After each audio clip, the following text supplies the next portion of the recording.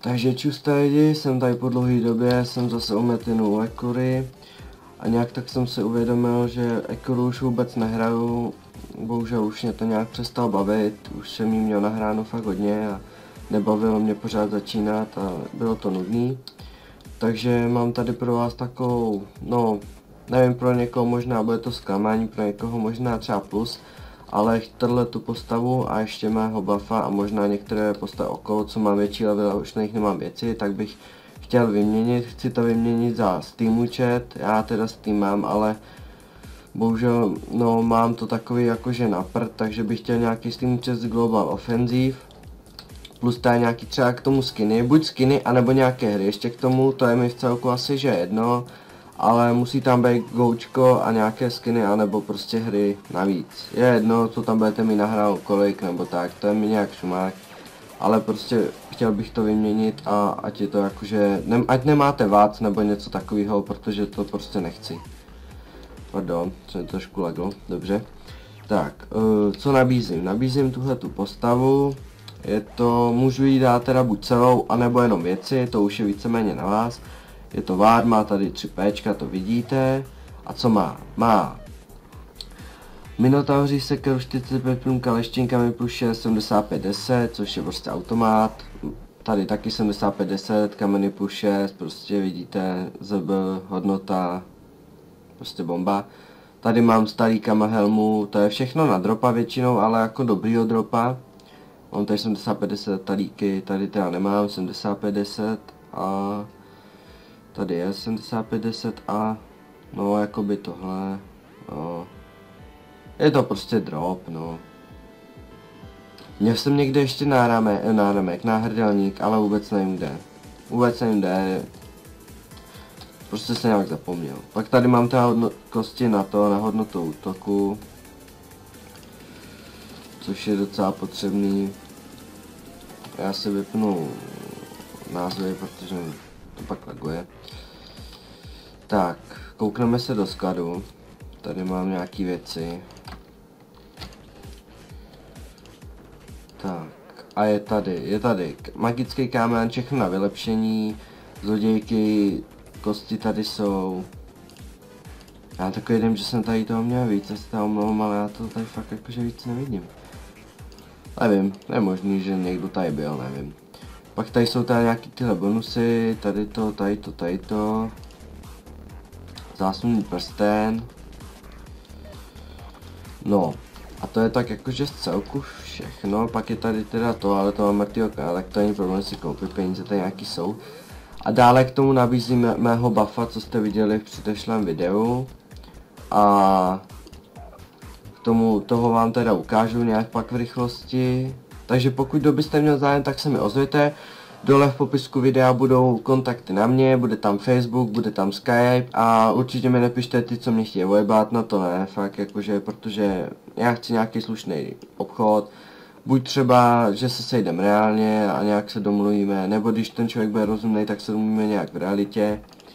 Ale určitě žádný ojebávači mi nepište, protože to na mě jakože nefunguje. Já teda tady z toho účtu končím a ozvu se vám z toho buffa.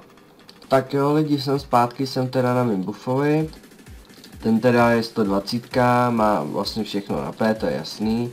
Je to jenom buff, ale má v podstatě na buffa hodně jakože dobrý build, si myslím. Kusy kam podle mě nic špatného, je to dobrý. Takže tohle nabízím a co teda má? Má normálně věci tady prostě, všechno je na buff, ale já nevím, jestli vám to takhle ukazovat, ale je to prostě všechno na buff, má vlastně takhle dohromady s věcmi, by měl mít 100% buff, což má, vidíte, že má. Ukazuju to dobře, jo. Tady vidíte, že má 100% buff, má teda v tom normálně věci, ty tady mám ještě nakoupení, kdyby náhodou došly. Takže když takhle se buffnu vlastně, tak bych tady měl mít vyskočený. Jo, vidíte, že tam je tělesný 101. Je to tam, v těch tabulkách, to vidíte, že to tam je přes těch 100%. Tak, ukážu vám, co má ve skladu, i když s tím bych asi moc nepočítal, co ve skladu má. No, to jsou jasně, to jsou spíš jenom takový šunky prostě. co jsem jakoby prodával a nemá to žádnou extrémní hodnotu. Takže vlastně tohle to nabízím, plus ještě teda toho mýho dropa za nějaký ten Steam přes CSGO. A buďte na nějaký hry nebo nějaký skiny k tomu. Pište mi lidi, budu fakt rád, protože já se tohle chci zbavit, mě už ta hra nebaví a je to zbytečný, leží mi to tady. Mám ještě pak ninju, má, abych to takhle viděl, tak má nějaký 139 level, zručka P, protože na jejím cení, tak vám to chci ukázat tady. Zručka P má karmu nějakou větší, to už si nepamatuju plus minus co. A měl Diabolse, kterýho už asi zřejmě nemá, ten byl asi mrtvej. Ale měl zručku P, to si pamatuju, měl větší karmu. Co on to ještě měl? Měl hashbaření nějaký větší, to si pamatuju.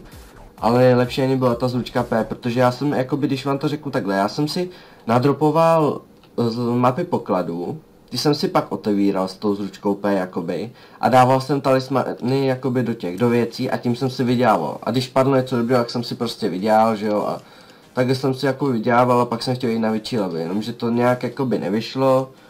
A prostě už se to nebaví, tak bych to chtěl prodat. Akorát, že já mám s tím nějaký problém s tím už tím, že já se ani nemůžu dostat, protože jsem ho měl v aukci, zapomněl jsem mi heslo a když si dám jakoby změnit heslo, tak mi to napíše, že nemůžete si u neaktivního účtu jakoby poslat heslo.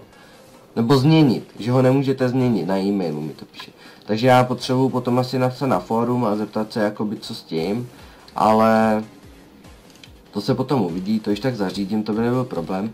A ještě mám teda Vara, to je Aurář a to je nějaký jaký větší level, já teď nevím taky z paměti kolik, ale toho jsem měl do Swampu a tedy, a to byl větší level, no. Možná, že už i do HG, že kecám, že jsem ho neměl do Swampu, možná do HG. A tohle všechno teda nabízím za nějaký slušný Steam účet s CSGO a se skinama třeba, anebo prostě jenom CSGO a nějaký hry. A jak jsem říkal, žádný ojebávači mi nepište, na to nejsem zvědavý prostě. Jo? A ještě teda potom, že pokud by se něco povedlo a vyměnil bych to, tak třeba kdyby tam měl nějaký hry, který jsem ještě nehrál nebo hrál, ale chtěl bych se zahrát znovu, tak z nich natočím nějaký videa. Do komentářů mi pište třeba, co byste chtěli, jaký hry a já se to zkusím nějak na mém počítači rozjet. Protože si myslím, že by to bylo fajn se k tomu zase vrátit, já jsem teďka hlavně dlouhodobě doma. Takže budu mít na to hodně dlouho čas, takže pokud prostě budete chtít, tak napište a začnu něco točit, nějaký série. Můžou to být i nějaký starší hry, kdy to nevadí, víte co, prostě, co vás bude bavit, tak se ozvěte. A já teda asi se loučím, děkuji, že jste se koukali na tohle video a budu rád, když mi teda někdo napíšete, takže děkuji a u dalšího videa zase čau. Takže lidi, jsem tady ještě v rychlosti, já jsem se nakonec na toho ninju dostal, jsem si to s jiným účtem. Na ninju jsem se teda dostal, je to, jak vidíte, 139.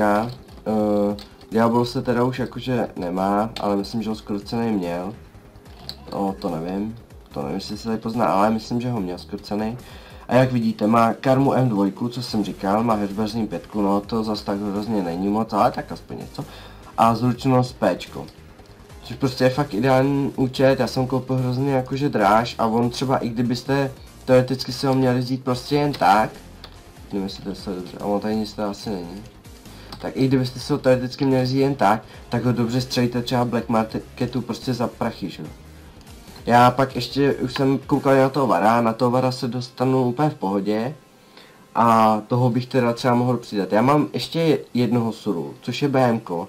A je to nějaká 115 level, což je super, že on by se za dobře prodal, já se nemůžu dostat kvůli té aukci. Tak já jsem si to spletl s tím ninjou, ale byl to sura, BMko. Když se ani dostanu, tak vám jakoby potom ještě do popisku napíšu, že jsem se ani dostal, ale pochybuju, že to zvládnu, že budu muset asi napsat na forku. Ale myslím si, že tenhle účet fakt jakoby, když si to jak vemete, jak jsem to říkal, že prostě děláte přes ty taliky, tak si hrozně moc vyděláte. Protože on má zručku na P, takže je to vlastně primitivní. Plus máte dropa na mapy pokladu, plus máte buffa, který prostě mu dává dobrý buffy. Takže tyhle 3 postavy, když si je vemete, víte co, ale bude to dražší trošku, že jo, to je jasný, že to není nic levného, protože přece jenom už jenom tahle samotná postava má docela hodně velkou hodnotu. Ale když si tyhle 3 postavy vemete, tak si úplně snadno vyděláte v tom metiu. No. Takže to je ode mě tak všechno, já jsem vám chtěl v rychlosti ukázat a děkuju a mějte se, čau.